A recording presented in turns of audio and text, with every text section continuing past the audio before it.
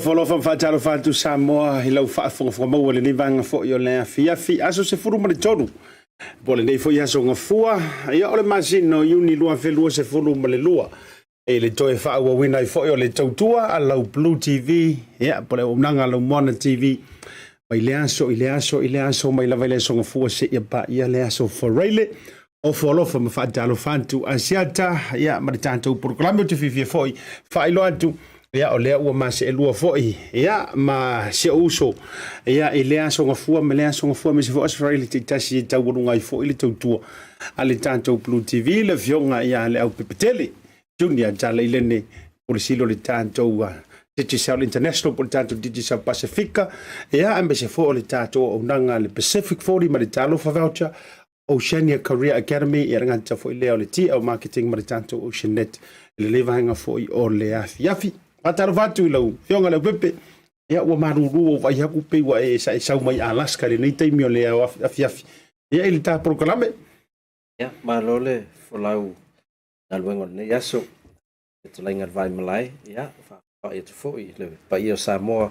ia olo mafuta mai le tātou proklame le nei afiafi, ia, sa awalau te lainga Asiata, whaisi maruru o nei aso, e le ngata le na, ia, whai o le malose matangi, ti munga ya ole sole sa oil tala vode masana faya akilani e fa season sem fa na mo le aso tas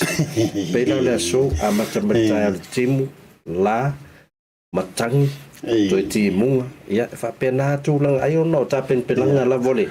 fa no le sa unia tel mato plus le fa un ne va yas e pe tau mori mai la se winga tau popole pe tau va pole ai ta to akilani pe o se tulanga manuia le ai se popole o tulanga e fa ai malanga mai le lo o toinga malo sire la to felwa matangi la hail so stoinga mele la to felwa tem to no mai iden pak o fiu ko so kesi au kilani e le nei aso i le moli manukau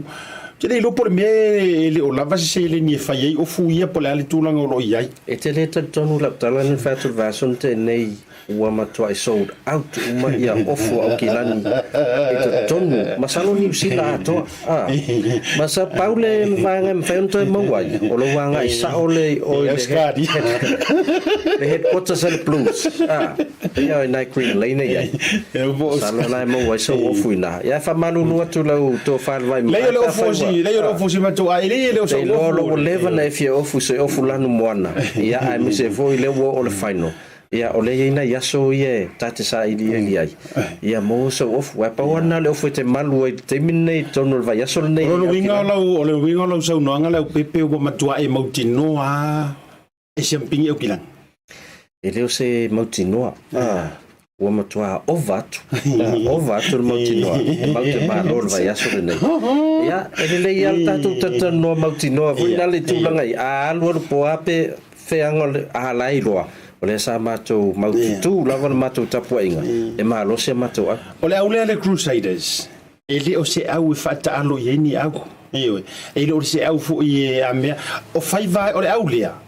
e pe o le la toa le vai su au a to maripo o le champignon e tasi fo ile afisi masangi a le Crusaders ia o le au te le fa pela te fa du a meu te tau fa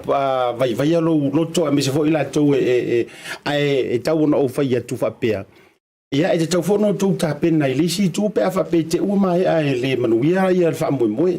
e ke u fa o so mai si fo ile ai no fo mai au ti lo vo ile langa le tele au to le me le fa mo to au ti lo tu to ti tiani ma si o tau sanga mai le champignon Crusaders ta lo ngala fa la tu malai fai si level e toi filo i mele plus is a final ia olea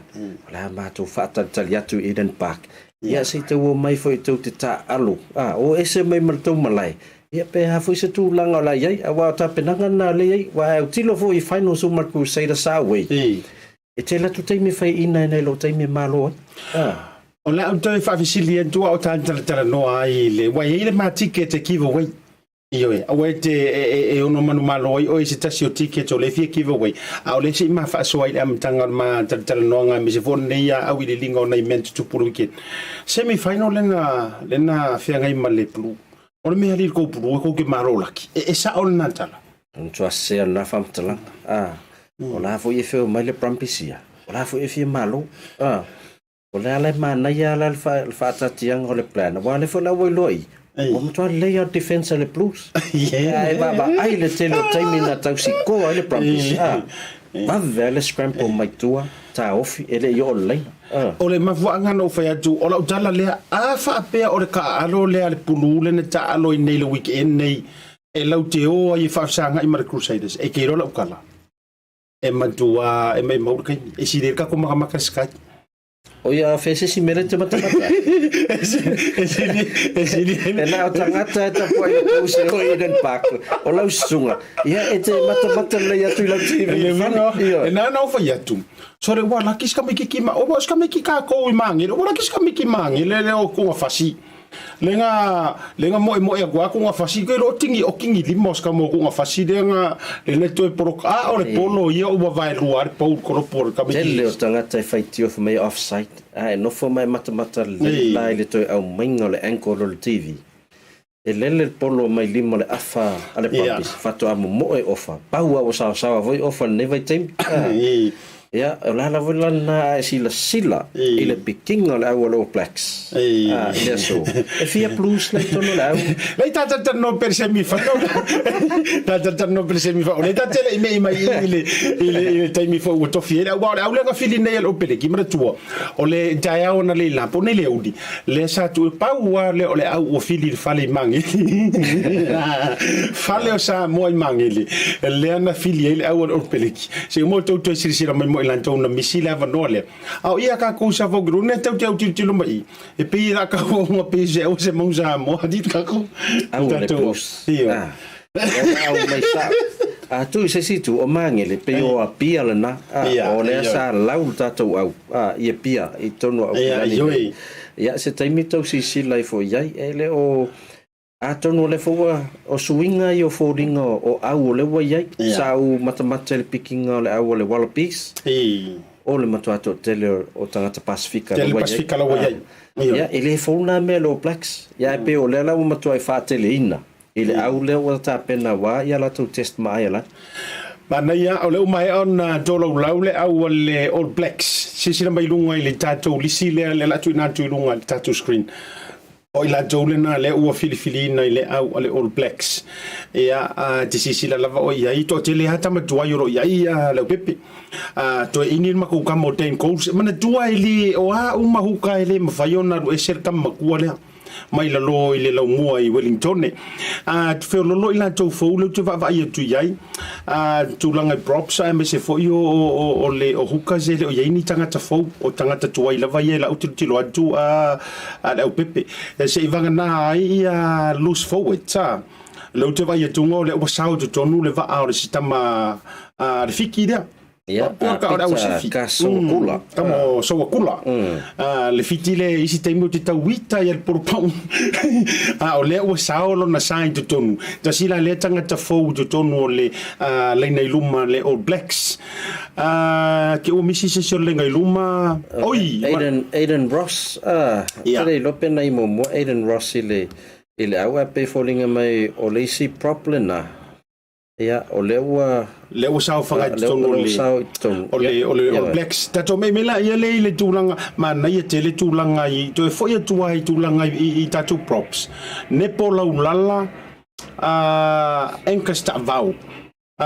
mana ia na ia lo Samoa ia outstanding for la ta alo tulanga o le supalakapi le na ia fa solo mai ila ia le tulanga o kap kengi le o ke kau ese hala o tilo di se umaka ko fo me ia si tati tilo tu ila do fo le o making le au o le lava e tele mai au kilani se fulu lua au kilani e tonu le au ia o le ale me o le atau siling ia na tu o lai sa numero Tasi I fa solonga o le round lena iai o le situ langa le o ai wa matua te lea swinga o tatou halfbacks le o sau tonu ia folau whakatawa o sao man mako kamale me le loe speak ia o Aaron Smith ia man matou tamo le Blues o lono winga o misi le afa le Chiefs ia wa fama vai pernaro mkua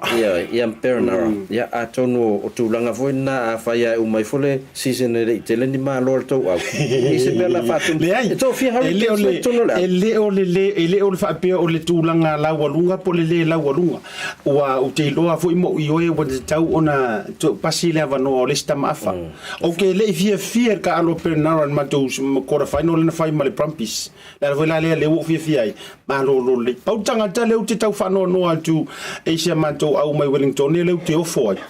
Ia ai lea whainau nai sui mai ale si Wellington o stama leo au mua. Asafo au mua. Ia ai lea whainau te loa na uto e vere whaaloa lo tama tua e 10 goals. Ia leo sau mai ai 10 goals e ai awa leo sau whanga e sunga ia asafo au mua. Tato o man midfield. Ia mai e mo ia lau tato I loa ia le first 5 ia. Yo le folinga mai o Golden Parrots mo Richie mo. Ale wala mai la ma Steven Perfect. Lo no wingo Steven Perfect le wala no tolu. I fa so longo first 5 a New Zealand. Ia wa siwana ole a numero Tasi mo anga ioi. Ia fa so mai la ia le Parrot ma fo Perfect. Ia ta longa le. O te no le ia o il tu langa le la ia. No ai le astona. La astona. Po ai o la uli ia ia pa e mata ta longa ile. Ile astona ia apparent. Te le yo le o le contribution apparent le Blues. Ile ngata langa running game, kicking game. Ia matulanga voi defense. Te le voi te mina sefe mai apparent ia le Blues te mi attack at way. O te rao poletela po yo la ua momua. Ia wale ue loa o la ua ale o le mewhaftai o lo mo level no Steven Perfect. E uia te lo taimi o le fata alo le fullback ale Blues. Ia la so e mawhau I. O te fia tele le alo Samoa. Le upomoni ia le utua tulunga screen mo ila joula e fia I lo mai. O le uso lea po le sunga le Steven Perfect. Le leilanta alo. Ia te auia o te peki au lo fa mua ia o Parrot ile ia o te lo foi ai lo ai unga ono tamara lo mua Wellington ni ioi mana tu tamale o tamana la te tanu la to pute ile lo Wellington ni faila ave fa mua wa pe o me foi le o maro si au foi le alu au kilani ile nei taimi tato me mai la ia le lo sao pakpaki mai mo kamiki ma ko le o tu vas a check Makau kia whainga koe pasale wa iai a Leaupepe. man tua te mina saini mai tu vasa o lana nau tainga. Ia o All Blacks. Au te tautonu. E lau te mina nei lo e tu vasa o no alu e to. Ai ono le leifo i o le tau whainga mai le Blues in nei tau sanga. Ia whetau i foi malana ta alo le waye. Ia. Ma nei o le ua tau nuu le moe mitinga foi si alo le tunu. Ia ma le tau whai foi e tuli mata ia wale te watu midfielders. O na o ia tangata fōle iei, o le alawa iei ia Quintu Pai o le Chiefs. Ka mo kuriu. Check Crusader. Ia Rico Ioane ia ma David Havili. David Havili. E tele nisi of tusi inga no ufai tau nei me se fo le la tau fa le ia akele ile ave le vanoa ile tangata le o kuriu. Ai sa tau na sa wile no Samoa le ile Chiefs. Stamo Brown. Ya mantua la Brown o Brown o le sa piki. Ai ono la vea. La vea. E ia to ele o lai to ton. Ai le ono la o la welo ele faina ta alo itemi pela na ia Leonard Brown. Okay, yo la vea. Ia o le te ma ta wato la to ia la vea ele considering o Joe Moody and Leonard Brown ma even Blackadder. Ya, la. Wala ngo tau fisile le fa pesol. E tau le o mo ia o le lunga le Crusaders ya o le ta lo le tamale o Kudiu. E mo ia le o up to le tulanga foi le e te tauna fa tulanga mai o peleki e first choice. Ya o le. E ela Malaysia vanga tolua. E le o mafai ona pikina. Ona o lalo le policy fele New Zealand e te tauna e te alo tono New Zealand. Na mafai le ona piki oi. O Patrick Tupulotu, ma Damien Mackenzie. O le sa ta alo Japan. Le alo koe foi mai. Kama fela i tu sala no winga. O la sai to tonu le li o la to fai e fai e fifiringa. Ai le o mafai na piki ona lele to ye ni la ta alo ngal tau sanga nei. Ona winga la mai o to e ta alo po NPC po ya tom fai lon to qualify mo si la ta alo pa o seriously. Mana ia le tūlanga o le tiro pauwi o ila tau fōle i tōno le o Blacks ia o iei ma le center le Crusader Lester Whanganuku ia e tele na wingi to center le usau ma le tamana na i tōno ia a lotu mau pe Jody Barrett, Will Jordan, Caleb Clark ia ma Sevu Reese Mana ia misi mai solen ma ia na ia mato wingi ia samotilea le ke lo po nga ko kiki at ko po nga o le au te vai tu langa i tanto wingi o le ai le okay mana ia ia tu lo ri tua ia ele se vanga fainga nuku na the Crusaders ia au te lo ila ri tua ila va la tona le au le peleki o te leo ilo le au le Blues po available ia Caleb Clark molta longa le lastona wa mana ia lo no winga ia o le ala mafaiona wa le ta lo mai ia Reese Several Reese ia o Lester Whanganuku ma Jody oi ma Will Jordan ia le au Crusader ia alo no winga Paula o Rico Ioane ia Caleb Clark pe fa pena le available molta longa le lastona ia wala tau fai fon mato o fa malo lo te o malo stele yo mana ia la o lea fa to le to o mai le o fa facilile ile kapiteni o le so finangalo o le so langona il kapiteni el tamale o Kane Sam Kane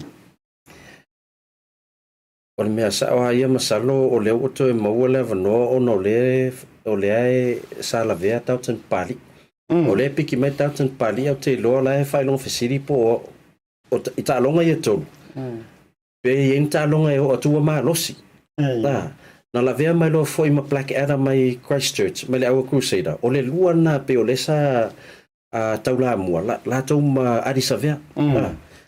ia au te loa woto e mua mai no Sam Kane ia ona o le tau fale tonu pali ia ona o le tulanga le e lona tautonga le sa ta ua lai malo loi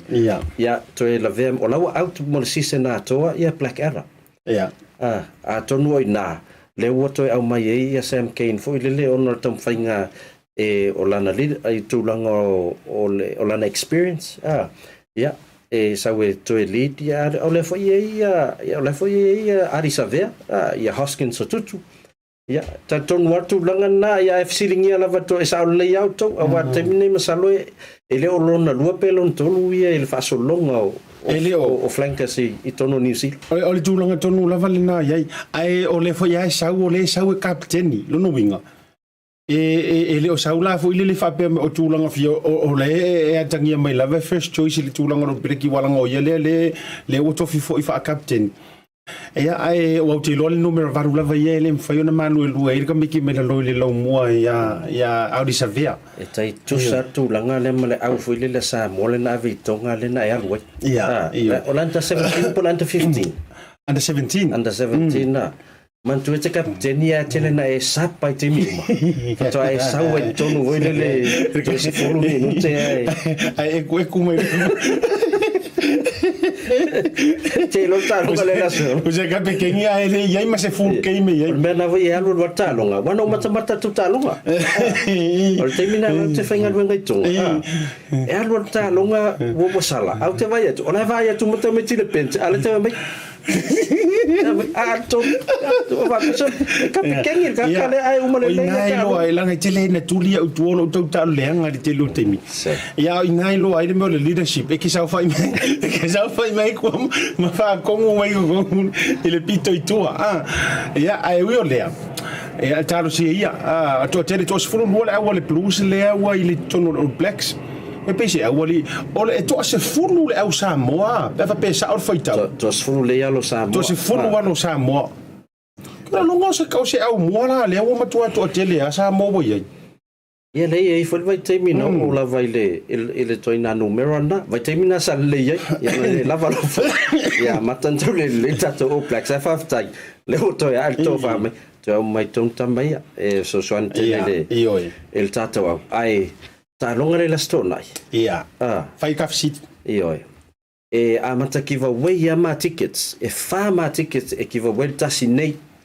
ta auto kiva way les ono me utupu ma watu foi le tau fai main tickets e fai na kiva way le lua no fatasi na ona matala tickets nei sold out mo ele ato se itu la por lo itu la ta fiola io o no wingot o le o ye lo lan manatu le la ma tu lo masiata o mai lo tickets tai tasia awa ye ya tato e mana na o fia ye to tele ya ila to fia mol mawina ya ta longa la stona ai me se lo fai me iden pa io e sa tato e no fai o kilan o fai si leva le fa to e fai lo se fai no o le super rugby iden park ta alo le tato plus ya sai tato tali foi malanga le o mai ale crusader ya awai o la vet out up ia le Hurricanes matua fio ai mata la stona pena le Chiefs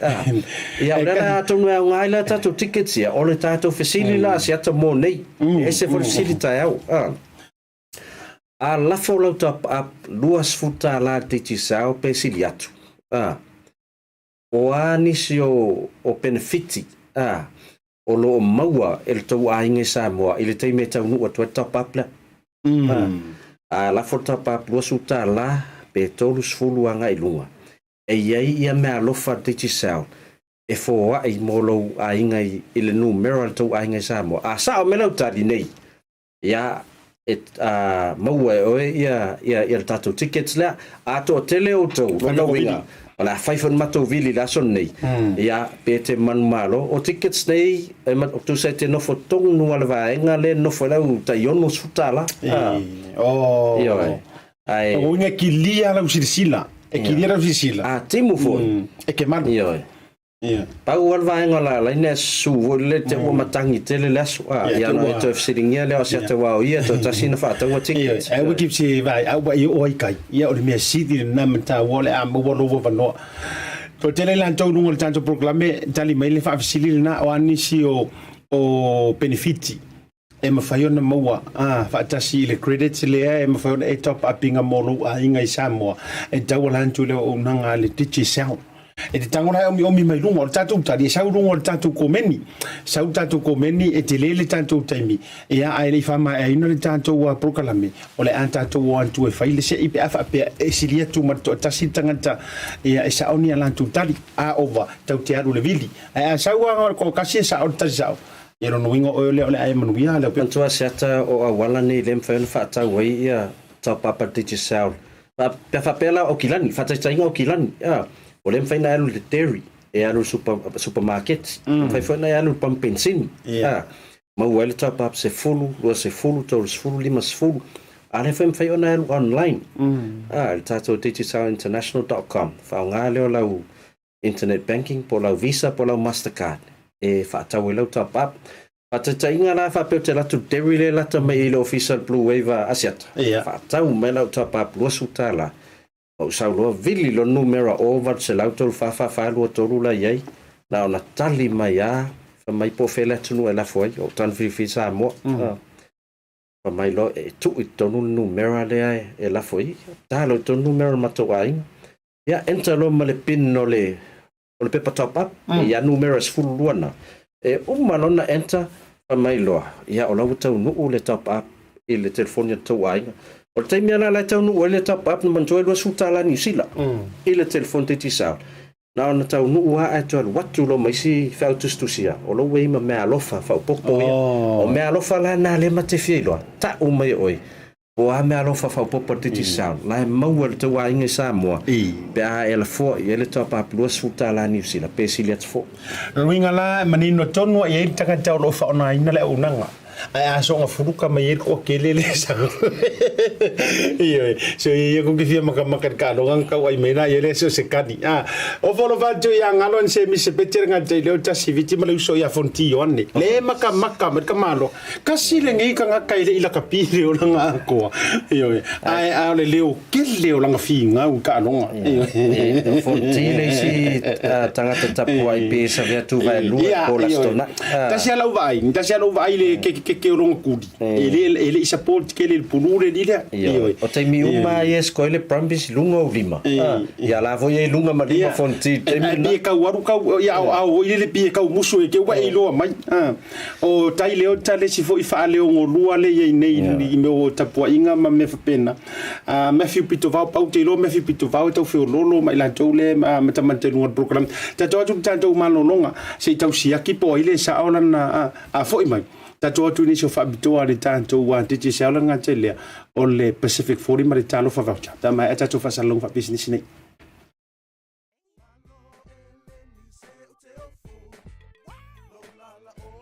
a faia te mo mia o loa mai Samoa ma nisio atu mo le Pacific kai pe yo fiti matonga e na o le Tasi lava le market te mo mia le Tasi Market. Tasi Market ele ngata i fua whatoanga e maua fo'i ia te maisi me tau mafa mai le moana. E peia ona ufa yati, e te maua uma o loa mai atu moto le Pasifika. O le talo le te sila mai ai, numero Tasi lea o loa sa palai mai le atu nu ofiti. Kako karongi ue fo'i ia soi. Maua fo'i le umala mai tonga. E le ngata i lea, mo i la tau e fia le tātou tama o le whae. E te maua uma lava i Tasi Market. Ai whawhetu langa o whaalawelawe? E sa o le lei, e maua tātou pusa pisupo. Tu ai ngā le lei ia leo le pama. Le ngata fo i lea, maua pusa moa, i so si tu ai ngā sizes. Whapea fo i la kako pusa siu pipi. Anse mai ngar ka pusa siu ngar whamule mole.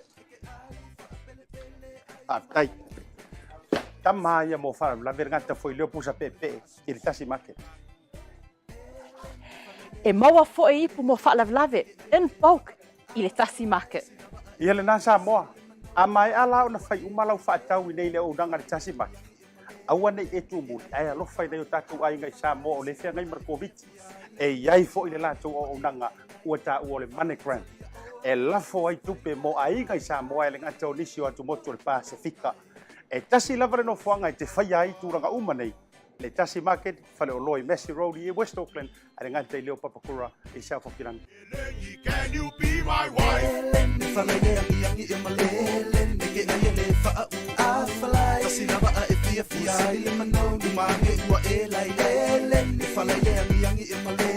Ia maratua le ua maua le tātou fisa o tainga. Ia marisui o le tātou ofisa whaasalalau o le Bluwave ma le BluTV Samoa. Le whitalenga ia wa aina Folasa le a ua. Pale mai runga le nei taimi mo fisa o tainga masani yaso o le vai yaso ia ua fo inisi o tātou a whailoa. Ia ma le longo pui el ino nisi o meo tupu su tātou. Tunu whatalo whātou i lau whitalenga wa ai. Ele nei vanga fo i o le fiafi. Ia fatalo fatu lau fetalinga Asiata ia po lau to fa fo vai malai ma lo le no sai ma lo fo tau ata i leua a mata no nei vai yaso ia o ma to sa mo nei ta to ia fa pena fo o to ina ia e manatu tau fai tu sa malava ia ta manuia le ia mai se ia o le tulanga langi le leo lo ia fo ino matu tunu ia fa pena fo ia ile na fo vai ngor la langi lo no pia ia fa talo fatu pena fo ta to pulenga ia le ta to Bluwave o BluTV ia ina New Zealand ma lo se fo ma lo fo ile on sa ia ta te tau fai talo fai le anga le leo le tua wa le wo mo tu lo weekend e ta sia la wa vai tu le mana ia mai o le ena lo ula fala ma le senga mai o lau moana, ma lau Bluwave lunga o lau la e tau mai a te au, pe manga ngai meang kukupu le weekend lau tō whawa ai. Ia, e sa o le leia, ia ai o le weekend le te, ia pina wha ai ua se tala vo i le wha anono, o whala vela ve tau tā vale, ia ele ngatana, ia o tūlanga vo i o le maua i o nisio i la tō i meo, sori ngā tū la whono, ia pe o le tūlanga vo i le o meo aisa ma whala au whasa ina. Ia ai, o te iloa la fatalinga Asiata ia o le tūlanga hona o le ata amatai nei aso ia mai se foi la matanga nei vai aso o le tau ia Samoa langi lei ia mai matango fie ia o le foi fotoa mai atu palasio nei timunga ia o le faiunga le vai aso le te nei Asiata ia sa apena ona toi vala au fa tope mai ai ia le matanga luenga o le se failo inga ia la tu stala ma matanga luenga failo foi inisio vaenga ia ua fa apena ona mau e sa ilinga le matanga luenga o le la sa anga ia toi foi ia le tatu o nanga ma le utu stala foi ia ma o se tasi sa fa pena ona ave ma pangta o le upule sa fa ngaina ele fiong foi i le sui komsino leo o le sa ave ma pangta o le foi o toi maua ia isa ilinga ia le tanga luengo leo ia le toi foi ia la vole li nei ia lima su tasi tau sanga mai le afio anga lo tupai le mfayon fa ilo ina lo swafa ona o le fatali ia le tulai lo mo fam sinonga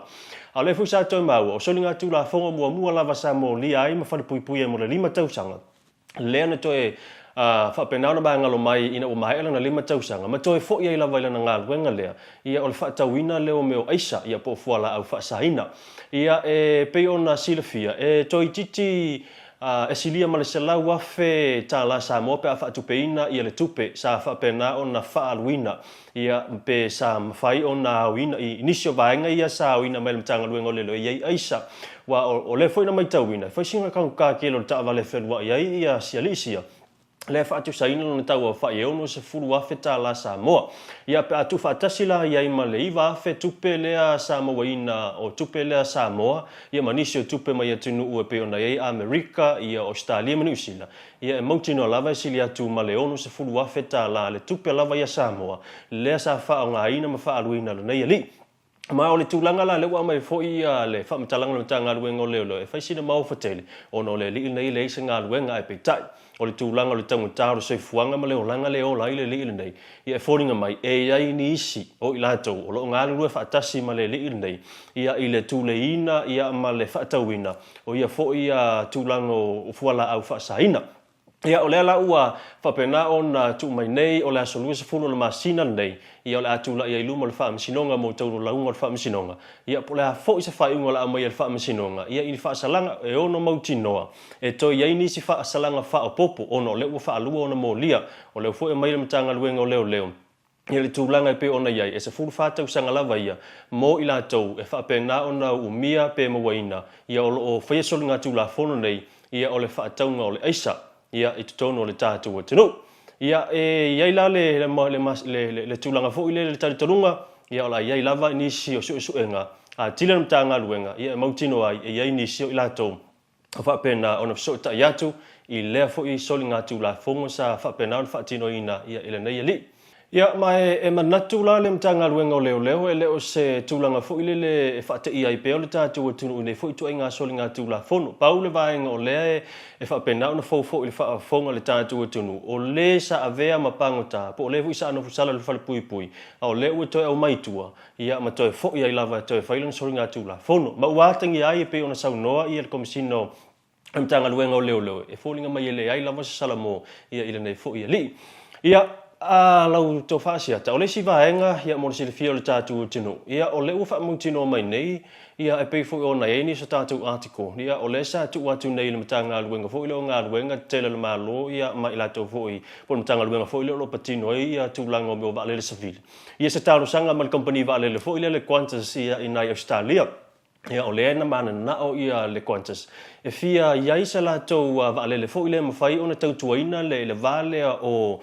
fo ile vale o Samoa ma Australia ia mana to fo ile time nei ia na o le Virgin Australia le tau tuaina le vale pe tai ia o le wa mai la tau tau sanga ia fia tau tua fo i ma fia au ona ia le company va le Qantas ia ona neila ia le fo isa mai tau atu il fa ngol vai ia ua fa mautino mai ai ma fa maulia mai ia fainga malanga le vale nei le Qantas le ufa mo amatalia ila so taiao le amatalia ai ia le fainga malanga mua ia ale tatu va le Australia le Qantas le fa pe e malanga maila taiao ia inai prispenim sini ia nga ia pia o le va mua na o te tu ua fo ile o taiao o nei Samoa mo prispenim ma masini ia ila so lava taiao o le va lona lua le fa mo la so lu tasi ia al va muli o fa mo la so lu fulbaru ia lo masina na yo uni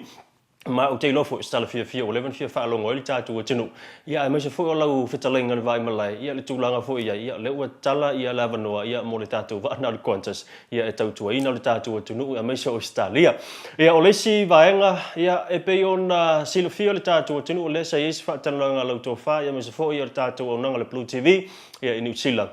ia mar komite fa fo ile o se poloketi ia mo sailinga tupe fo ia le vaenga fo ile o tama matini tuai sa tawina le kolisi le longo i Polotu College ia po le vaenga fo ile la sosialia le longo i Polotu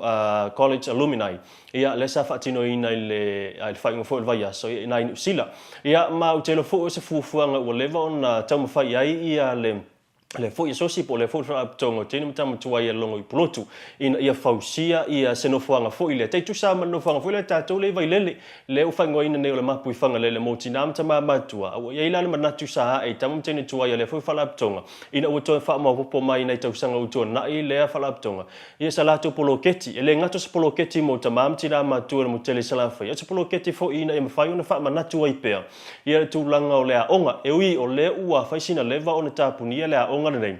por kolisi ne longo i Polotu mo tele sala fai o le tamu fai lava ina i ai se isi vaenga e mafai ona pine ai le tautua le fo kolisi ia le ala pe ona tamu fai ai ina ia fatino ina ia se fo isa ilinga tupe o lawa matanga wenga pe ona ta o fo i le afio fo i a pa tele moses ia ile lu fatano lawa mata esa o le u fai sina o lu ne tau sanga ona mai le fa matalanga isa vai o lawa mata ona fatino lava ia i tulanga sa isa ilinga tupe ia sa masani ona fatino ina le sosia me se fo ni so pa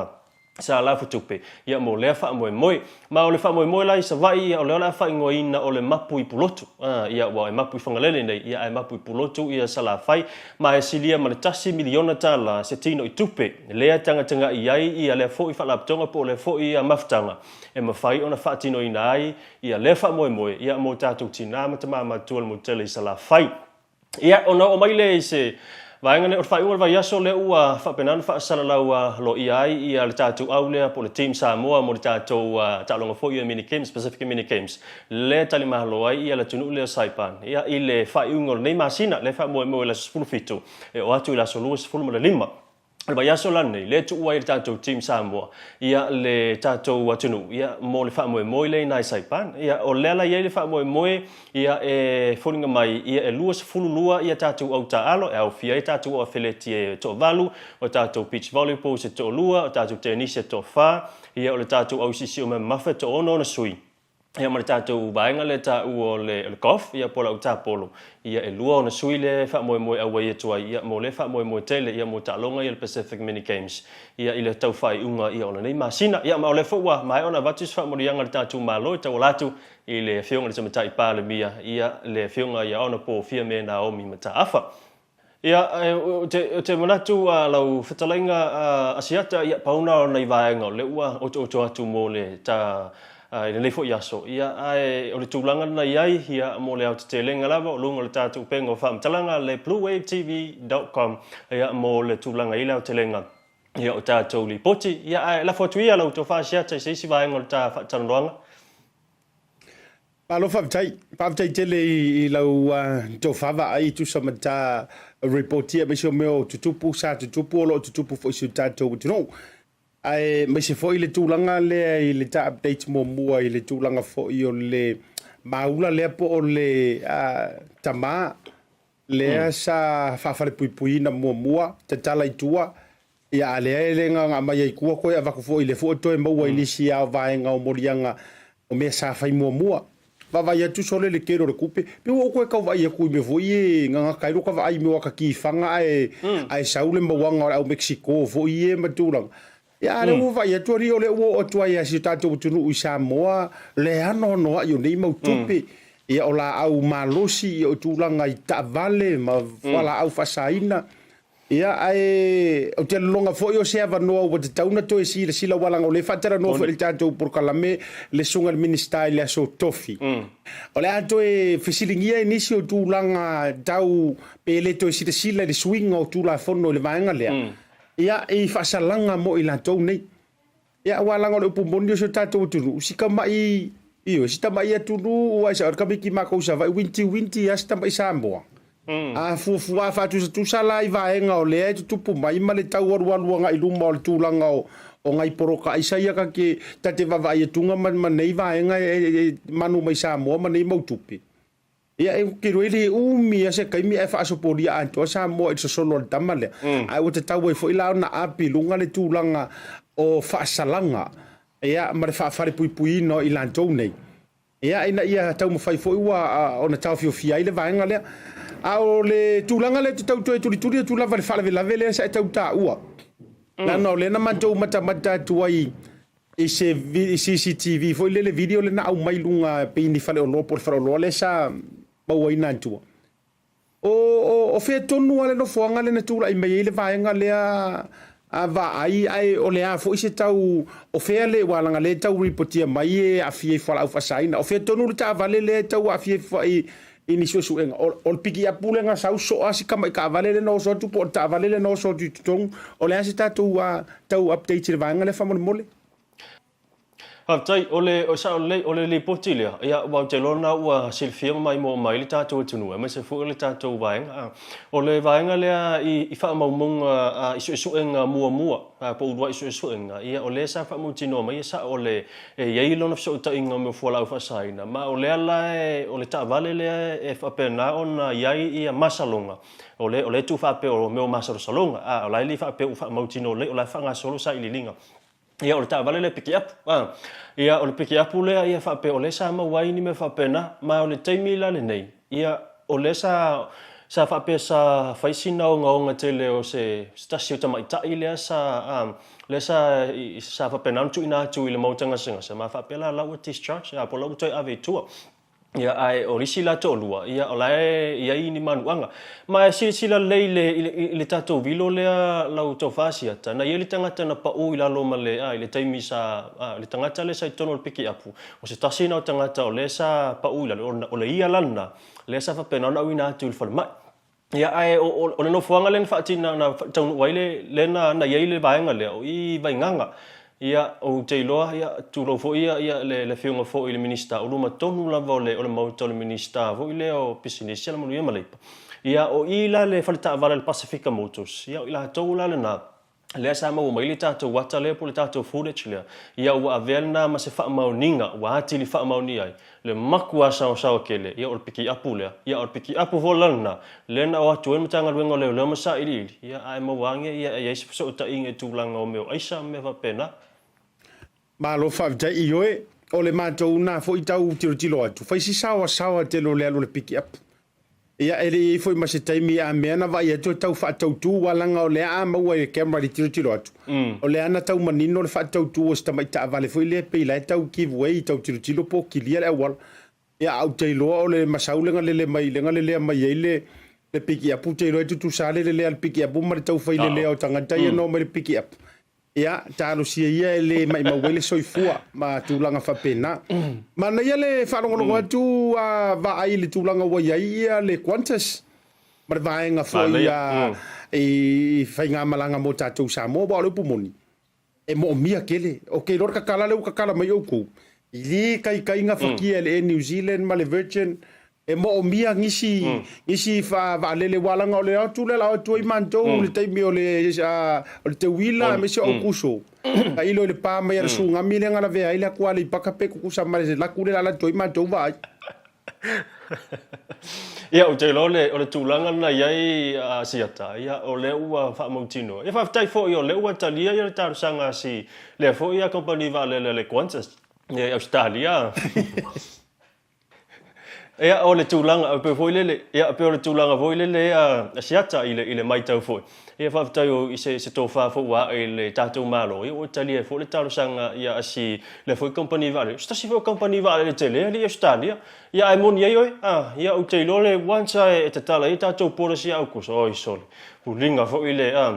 tūlanga ia I me o afo o tūlanga o whale nā tūalinga solo me le tātou tūn ia laka koe kilo fo I ma koe whasepa maka nga I me o vaipi ngiki fo ia te tono tātou tūn o le watu na le la toi mantou va ai o le vai mumu o le vai senga o le vai piniki o le vai sama se asa to la tu se vai viole ele to moni vai o liuri ai o le si vai nga ta ua I la u mai tau ele tele o company va lele ma fai ona tu ua vanoa ma I Samoa o le ante le fo I se tūlanga competition se tūlanga o pasese moni o le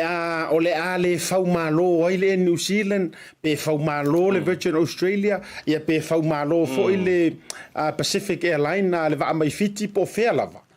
ai a tatala uma vanoa nei pe ila le Qantas o le company tele le e lona lua ia le Virgin Australia tonu lava Australia ai lead le Qantas ia a tatala la ma vanoa fo le pe o le watu fo I Hawaii la towia le Hawaiian Airline ma tūlanga whapena. Toi te tala mo le tātua tunu. Ai, eli kau kiri koe mo o mia whaase ka kou lava whaalili. O le upu moni lava le nā. Awa o le a te lelo na whaamama avenga I tūlanga tau pāsese. Ia wawai la ngaro ka mea koe kaungkare ngi usila o ka punga re Qantas. Ia ka punga ko re Qantas la foe kaurunga. Ia siaki ai pa Pacific Airway ma tūlanga whapena. E au ngā te le tūlanga le competitions. Ia whaftai e fo I le whainga malo. E o le foi tau no so ese tanto wa vanoa ia pe mau wa pe o le taimile nei o laua I Geneva ia le fionga le minister o a pisidisi mala manuia ila na fainga malanga lenga fai malanga mai ma le fionga tai palemia ia tu va jo ilo mo me le pone le vaso le tendei ia la o vaso nei la ua fa ta Geneva mo fono tanga ia au ia ai tau o tele le si vaenga tulang ole e ale tala le tau wa le fesile tu lava la mtanga wa ma tau I New Zealand nei e se le ko inga kau fe ngai ma tau vai ole matuala lango ti bunga a o lo suru le la o I fo ko vai se ko inga kau fa pea e suru le la a ole matuala lango ti bunga e nei fo ye le tai a ole matua ti mulava ala e manino fo ngale ki so o kale lo le ko inga ki mulale me le tupu ya mato ai me le tala le tau I se tatu tunu I Samoa ia o te lo o le tūlanga na e pe tau tanga tu salava ia tatu tau nei o nei fo I pe o tau titolo e ika le la e kimu mai ia I fo le se teimi vai ko pe ika le kimu e la mai e pe fo linga mai o le fai se misa angar ko lua le lunga ka ke le loa ko me le ia a malo si mai le la o ia e fa mongo mai fo I masinga fa se kimu ia ngai Samoa ia o te lo o anga tu salama na o tau le fo I Samoa ia o teimi o ma fana ia o teimi o ma kwa vela e mai sela pe fa pengi o mai fa kasi le kimu malela ke va ai kulunga le ala kele le pusangi o le ausa vole o ma kwa vela ia o tu langa lava I ona ngata I fale ma tango fi o le ala fo e ma fai lava o na alu to ina malana ia ma te tau tulo fa fonga la tunu ia awa fo sin kama ia longo la ko yo la fef pa o le meanga le o la ita tu Samoa yo tu langa lava ngata I fale ia fa pena fo ia ma le tūlanga le o matango fia tātou lau whanua. Le o toi wha ma ite le tātou malo me le matanga ruenga whatu anga mwhai ngā whaiva. Mo tātou talo mua le wha utoi la langa I nā vaenga tāua. Ia awa ia le tūlanga o lau whanua o Samoa. Paro whaavitai. Ia ono le tātai mi whaavitai fo I mo le tā report jo le nei aso o te tasi fo I lau vai atu peina lua lamana po ma le fionga ia misa. Ye tate lo atu lava fo I pe tau sengo mai le tau ofisa fo dinga mai sa lua lama tua au na pu. Ia ai ole ale faina le antele ni to wia ia se fe aingi man to wia. Ai fa te dele vai mo le tatai mi ma ta fa tara nonga to Moses fa puponga I le vai ai le so taiau. Ia mo le taimi alo fa tele tu tanto ofisa Samoa fa so fo ia mai manuia. Ia fa so fo ia siata. After. Ia to fa won tanto por kalame. The reason why I love Talofa voucher is easy. It's super easy, it's convenient, and you can basically order anything online for Samoa on your phone and really right here from my couch. It's that easy.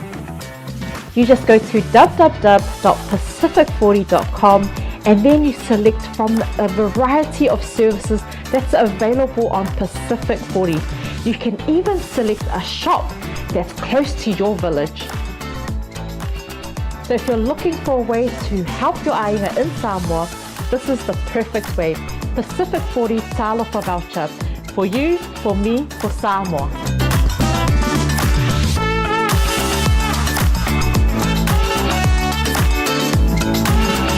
Yo e o le talo fa voucher lava le tali ia me se foi o le Pacific 40 marana o nanga tanto pa company la lo so one tanto proclame le ia fia fino to 4 minutos tali tula e ono le tauto o nanga an lau BluTV e pepe mo kia ko updates mai Samoa ia o le tūlanga na tau wharongono no atu a Asiata ia me se lava I whalau whasaina ma tele o se leni o lo wa ia yata ia au mai o lo maua luas fulu afe ke sha afe to tasi tangata le mfai ona wale luas fulu afe le taimile fa peta ita le tele rate na alu I taimi wa sola ai wata fa ITT ai ki malisi mea ele ini va lele o o hatu wele tonu wele le aso umara tu sor me moana le te tau fo tuai por me e wa ya si wonga ngau sia ngi me Samoa ai ono le le awala nga afo ya yo le ta fi malanga le se tanto na fanua le ini tanto va alalo ya se vangale uila ma o le aka va ia kunga ya tai au mai ma me o le poko mai so ko va ya le o wi me ali so le o ye se tu langa foi le a meo o atu I va fangota awa le la wole stato na fanua le sa va ia le nga sami vo le ma monitor tu langa ia ia o te ngona wala nga afua ye nei ni usila ma o te royal finger le ia e pe o le wala le na o le au fango ngoka fu I le fatana sopo area ma sopo sone atu o nga sami o Samoa a le tele na le kiri vanga ku nga kamale e tele la na mo moli ia ma tua Hawaii Guam America Samoa ia o le matua ia Sauikonga fa solo mai ia tumotu ia tura la Pasifika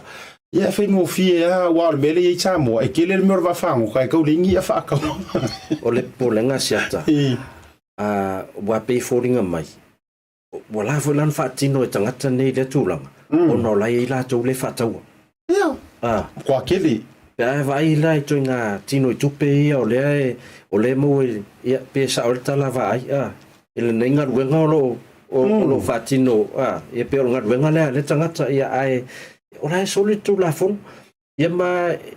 ele to sangante nei na salo a to nei le luata sangata mfaya tonga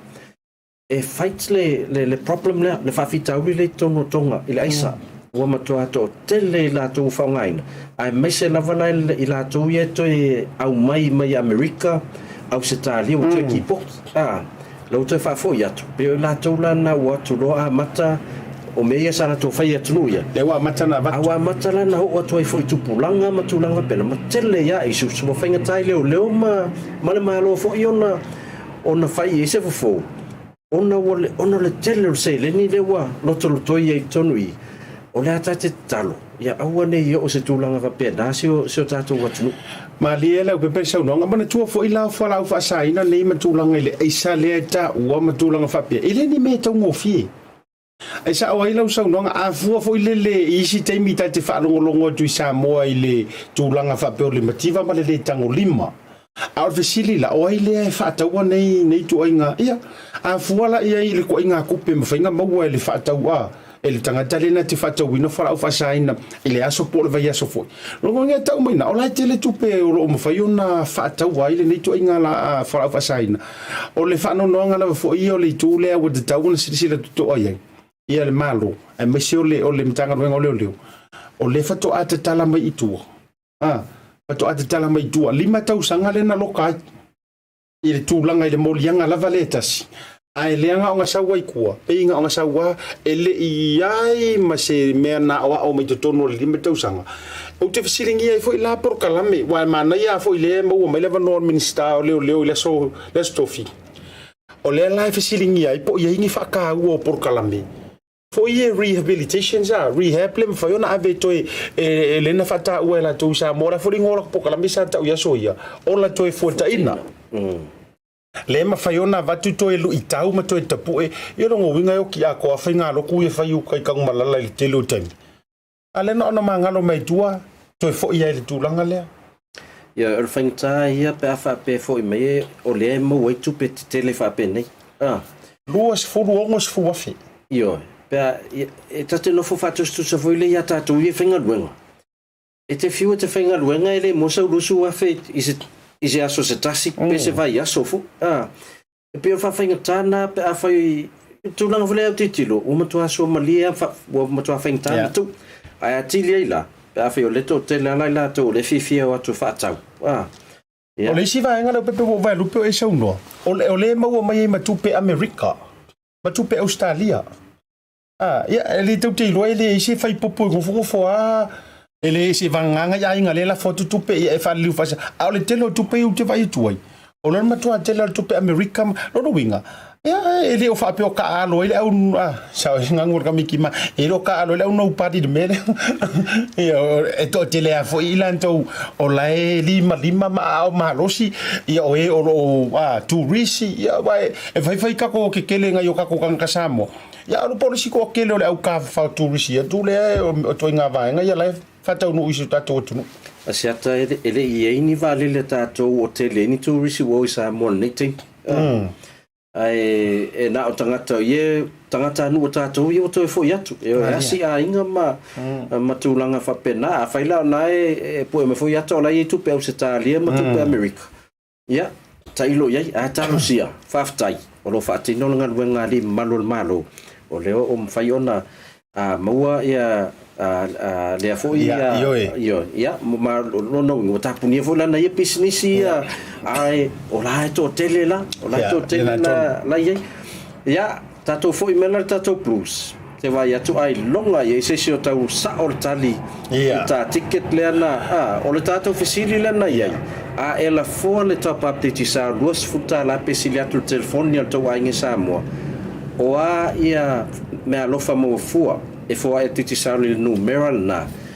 pe ona ye tato fa pitolo fanga solo taimi nei ya se taimi tato vai pe ye nisi o sa ola tali ale ai no winga la to fa popo tato ticket le taia e to fai for tato fisili ale tas e sa ili ye sa taia ai manu malola ya no winga wa alu ma ticket ye lua ale wa wonat ele no fa tasi tato ticket Oi. Logo winga ma faina a fa pe o e malau e te ruo tu tai fu fa ma vai le. Ona lu lo wo no fo ma mai o. Si ala me si dia wo i kai fa talo fa tu lo se a pop nga siu. Tasi fo io do le tu no le ma fu ta me no programme e me se fo io sui o le Crusaders le wo no ta programme. So ala le to farm to faiva. Fa talo fa tu le. La opción sua. To fa tu lo wena. Ale na o kama kuaila yo Crusaders. Ya telo olha ele mata tanto ele pola stona na la vai e te tapu ia le prampis ai mata tanto sua ya o le fato fala inga sua na mai o la stona fa no fo malau a Wellington na malau Chiefs na ilo ta alo la tawa ai ta o no tawa ya lau fionga so nga ia le ata fo na ia nga ia no por ka ia te lo nga le vaenga o le mai mo le paulo o polenga I uma e fa o so mai te wale manuia lau au ia ona le usu mai le ta por kala me le so fua ona fa pe o fa nga senga sea ia pe te fo wale tau nu lau fa mo Crusaders ia ona fi wale le ainga le faitanga pe te tali mai le ta pe a wale usu tu foi ona wana ulo na fatu mo na fa mo ona va ngala na te por pui ia o do Leaupepe masua asiata pau wan mele taula ia lo mato va ia malo mato plus ile io o mato ma fo fauni metu tupu ia pe a te ole taula o fa mo lo no winga e te fiu te fa talia o ita po kalame e tapele Facebook e to talia te fo mo se tai mi le tu ma tanga menna na o va ia tupu isi au termine ma tu te lo tilo na va tailo la ia la fiu ya sua ia pe te fa le ton na wale le ia o wale le lo kisa o fa vinge mai ia kai le lo ko kele kai lo ko kele ngai ole o tanto no le July ono ole anta watu ea fai mo moni ata fa bitoa wale le tanto Pacific 40 pe ole anta o le tanto talisa to tele la to wi tali mai ai ole o tele lo atu po ye si o mo mai talisa ia mana ia le pe mana ia le faise tato break pe tal fer ai ia ai tato sai dili pe ia ni so fa manuina tato ticket mata talonga le Brumbies ma le Blues ai le sota tato ia Australia e mafai ona e ia tono tato tauwanga ia ai sa ili mai lai o e pe asa o lautari po ai o tangata tau ainga au kilani e pe te mana o ave e pe ave foi Asiata wai e leo mosan ticket te mene la e se la na au le tapua io e ole tura fono le na mo le ila tau fo I mo le yo ila tau fo o tapua I mai mafieta alo mai matali mai fisili a wai mafanga top up mai fo America lo ai ngai Samoa me se fo Australia ai a fa pela na ia o le terisa fona e tango I fa ilo mai a fa pe fa ia tu le vili sa o e manuia io na tango le filfili mi po iso ainga a fa fo nga me molanto wa tele to so ta me talu mai le fieta usang ia a veilo ainga e manta le talonga ia ile aso a to nai ia le ole au mai ia le Crusaders e ta o le Pulus le se ia ma le autono sempini le talonga le supalakapi ai io le tato me ia tu le tanto maro longa se ko sia ki po ia se si wa sa o la ta a foi mai la le ungar case Masu e po yo le amanu malo le tatou tickets mua o le talonga a le Blues ma le Crusaders I le stone nei.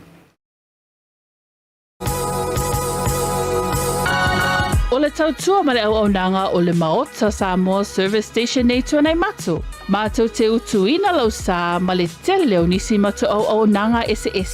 Ai le ngata fo I lea, mātou te siakiina fo I lau tā vale. Mātou te sapalaia fo I swau mo lau tā vale. A fai fo I o vai pa o lau sa, a wala te popole. Mātou te sapalaia fo I ea mo lau tā vale. Mo lau nofo silafia, mua, ta pē lau tā vale pe autu. Lua, ta pē lau telefoni I le taimi e utu ina I lau tā vale. Mana tua foi, e matua I whaasa ina le tau mawhatapa aina foanga whape nei. Wa iai foi au nanga I lunga o le Pacific 40, e whaatau ina ai le talofa voucher.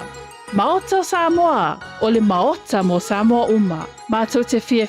e au na pia mo o Samoa, whawhetai le fio mai, we'll see you again, and God bless. Hi, my name is Sora, and I'm from South.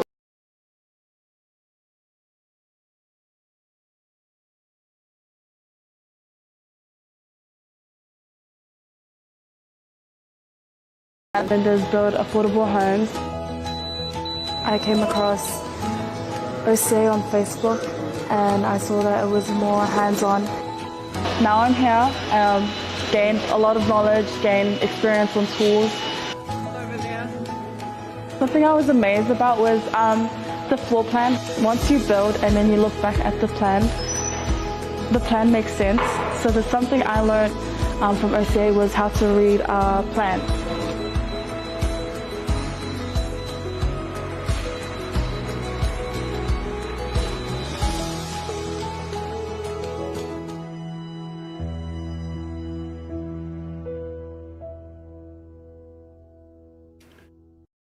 Jemelo watile o 5 minuto o tene li July ono toe fatalo fatu di toe tali mai o tanto programa de toe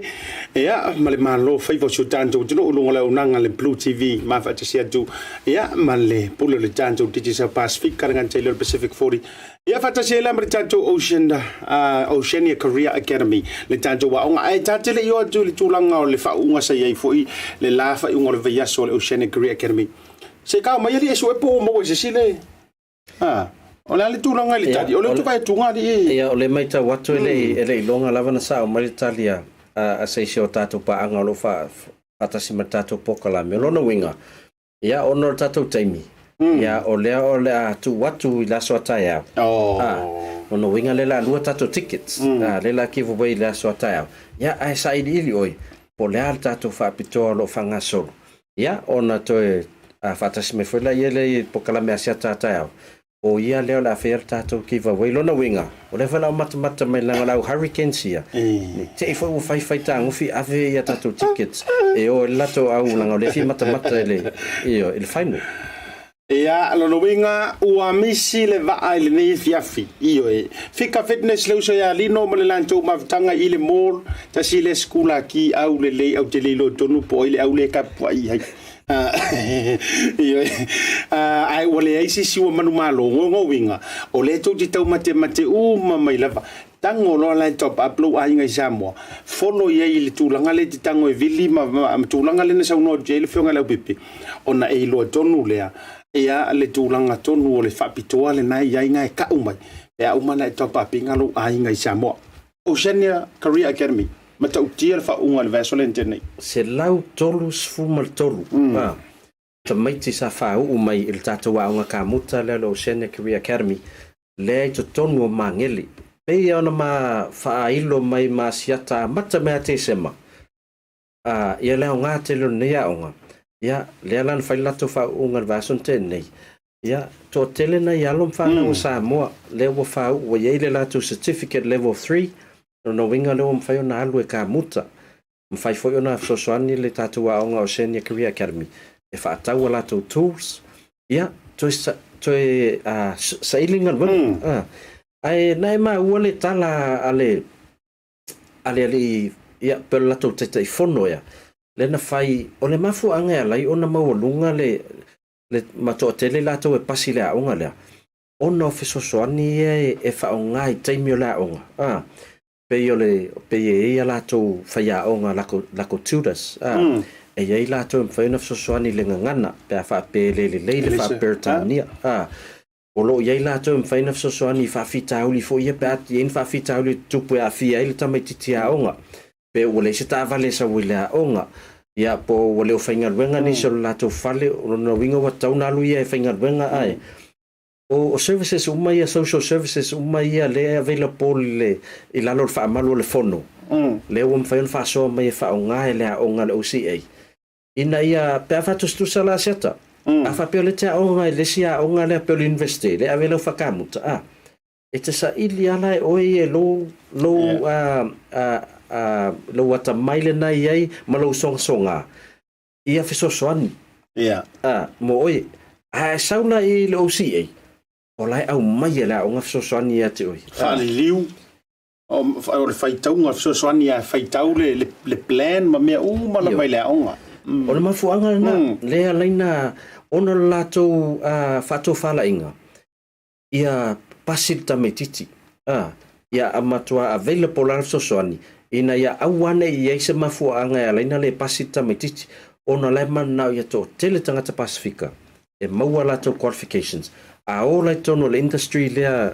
faufale mal fakamuta ola mfaina watu fainga luenga se rates le ia ma fa wa lon lato le lato wa onga mal saidi linga le awai umala level 3 e le level 4 e mal level 5 ora tonu unga ia uma faia o ela company kamuta le se me la le foto fainga luenga le stangata alo we lo to mai e faia lo company e ma tango fa fainga luenga i tangata lo ainga o lau community pe yo le etele yo le lei o le foi fato fala ingo fatino la o le OCA io moni sa no nga Leaupepe mana tua le na tai ai au e tua ile fa unga mi se fo le E mai u fo ile tūlanga la ua lunga. O le au nanga le fo ia o nga whakamuta. Mai u te leiva ai fo i seisia o nga mua lava fo i o ile tu ai nga au nanga lea. E tu lima uma mea ia te oe. Bauare mea, o lo taimi maro no ta ia whatau no ina. Mantua lena ma olewa no te whaatala no ina. O le si inga sili no vai ei. O le toa tele o nei tamaitai. O alo ma whanau le tūpao tamaitai. Lea o tau ina i le vahenga lea. Na ila si tamaitai tonga le sa u whaatala no ina. Tamaitai ia fina. E te lo le tā ua ia te o le loto na leo na ia filifili e whaile whakamuta. Ona o se mea na vailo na tamaa. No winga, o lai ei tonu o le toto le ainga lea. Ia le tūranga lea whakamuta. Ae wa ia filifili. O le tango e whaile me le whaatau nu e whaau wau le ngā ruenga po o le mea lofa le talendia le dua seo tai sion tama. Ae wa silia tūla le lawa lunga le wasa wai avea i le tūlanga fo i le ia le to mai ma maua le whasipepa. Ia le wa uma level free. Ala e la ititi fato lua tausanga ia. O to tele na le o tamitia o ngana wai. Pe ia mele tam fai atu ai. A fai o lo walo lai ia 11 pe ia 12. Ala wai ia lona mafau e fia o nga kamuta. Ia o le si ava noa lea. I le tau walu le university o na le OCA foi. O le ua consider lunga o nga ia tertiary education. Ia ai fasi sili ai. O le tele of sosoania mo tangata Pasifika. Ono le aonga le patinoa mo tangata Maori ma tangata Pasifika. Ea o nga fua pe whape ono fo mau pe si tseni. E le ise tutongi. E mwhaifona maua le alauni e sosoania i. Ono inga feo le te matamata mai tātou po kalami. O yeso walo, ia po seisi fo yelo whainga ruenga. Au nai ele whali. Atono se ava noa tā ua lea. E mwhai ona saa ili ai. Ina ia mwhai ole o nei atu numa ni vai taimi. Ta e mo ia polale te leo le experience ai ia ai e ta ua yo le faspepa pe fo el fasoa mai ana uso ia mai palauli le sa ta to fatatano ia ele iso la ma fo faola am faona la mai to ia onga io la ta usanga la wai ai ia wa pe over matai tomus fu le am faona ilo le la mo le it's ole qualification New Zealand accredited qualification ole faspepa na sue masai lia i tono New Zealand. Tautia, ta hua i o le whamoi mo i lea vo i tae o le sata tau sua i. Ia ma le vainga fia fo i le tō telo i lan tau olo au tau ina ia i le vainga. Sisi vainga a Leaupepe mwhaona e visau no ia e li whamai al ta. Na ona whamanaka tu lava a whapeo nai te mana o enroll ia lo watali polo wa fine le tata wa onga lea le OCA. E mwhaona al sa o ai lunga le website oca.nz. O lo iei le fomi na whaingofia na whaatumu. Ia a whapea fo ele ai. Me whaiona so tai mai maua masiata. Ia ona ma whaatino leo tūlanga whaingofia ai. Ona enroll ia lo walo. Ai tutono le o le tātou wa onga lea. Ia o lea onga tono mangeli. E whetau fo mai lātou lo nofo au kilani. Ona iei nisi na so tai mai. Mai Wellington, mai Manuatu. Ia o la sa fautua lava ia e nau lava te fia onga le lono winga tau nei malanga me o kilani. Ia vai so ainga ne te nofo ai. Ia wana le sfungu masina e te aonga ai. Ai o tūlanga na o lo ia tatu anga lau si e. Ma lo whaawitai. Ia ona o le tūlanga li tatu taimi fo i le nei fiafi. Ia a sau nonga inisio vaenga mwhaiona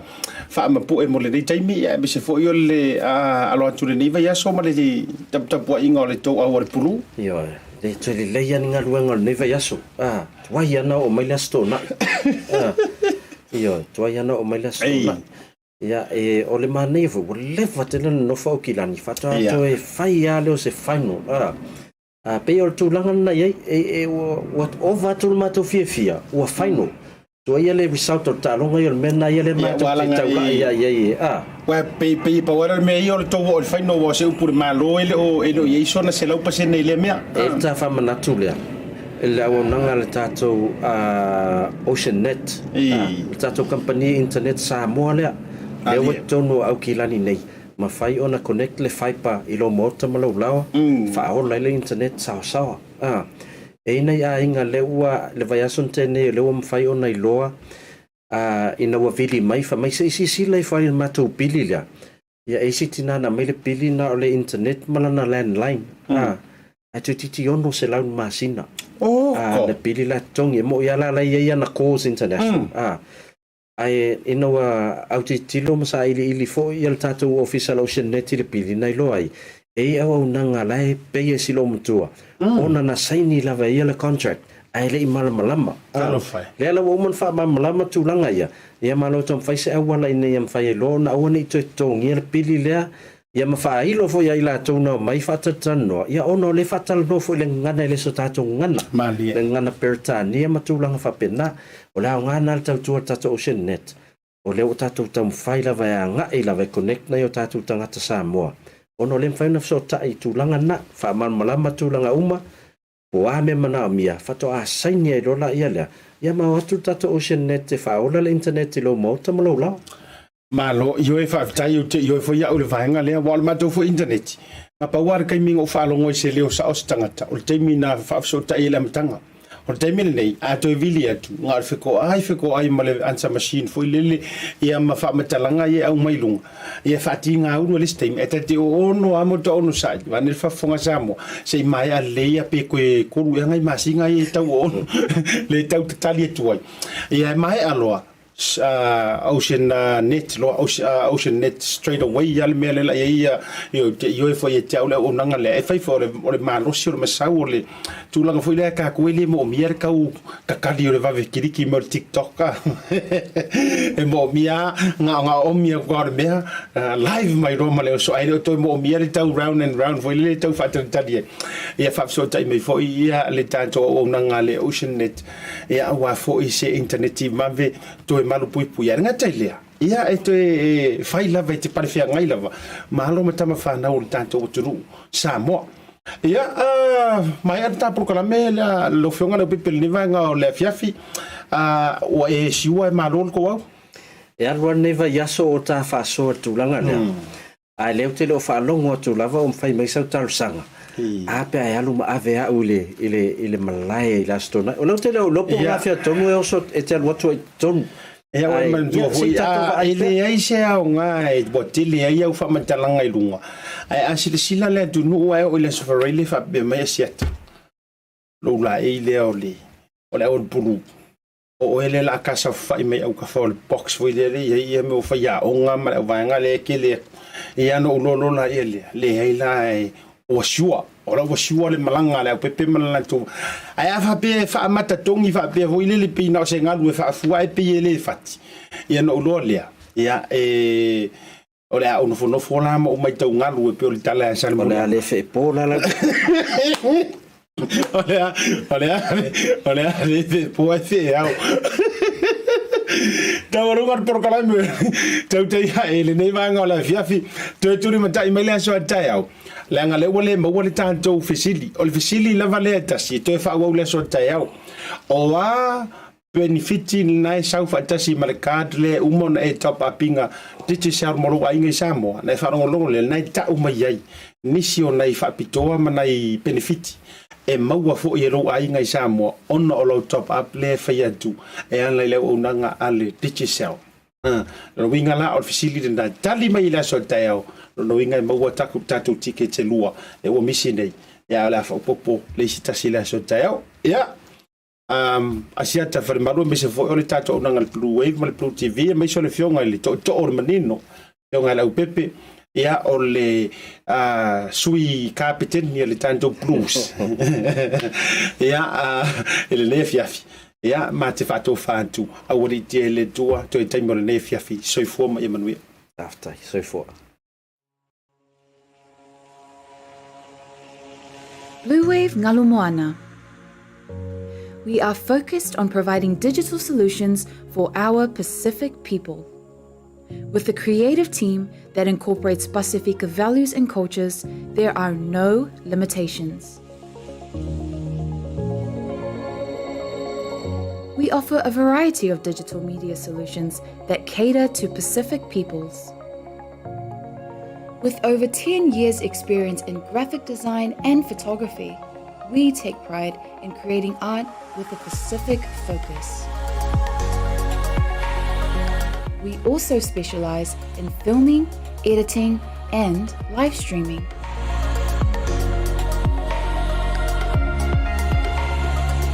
a digital media company serving our Pasifika families, Pasifika businesses, and Pasifika communities. Bluwave Ngalumoana. Live and breathe Pacific.